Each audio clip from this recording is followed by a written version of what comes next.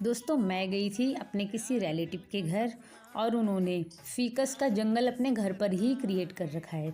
छोटे से सीमेंट के पॉट में उन्होंने 5-6 पेड़ लगाए, उसमें स्टोन्स रखे और काई को प्लेस किया है और इस तरीके से उन्होंने एक मिनी जंगल क्रिएट किया है। दोस्तों देखने में बहुत ज़्यादा रियलिस्टिक और बहुत प्यारा लग रहा था।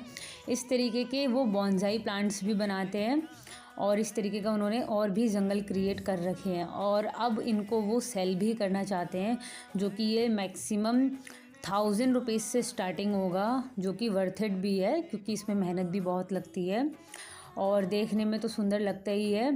तो दोस्तों मैं आपको इसी तरीके के अगले नेक्स्ट पार्ट में भी इसी तरीके के आपको मैं प्लांट्स दिखाऊंगी। देखिए उन्होंने एक काई लगाई है जो कि मैंने एक निकाल के दिखाई और वापस से वहीं पे उसे पेस्ट कर दिया है। दोस्तों मुझे तो ये पर्सनली बहुत पसंद आया और मैं अपने गार्डन के लिए ये बनाने वाली हूँ डेफिनेटली।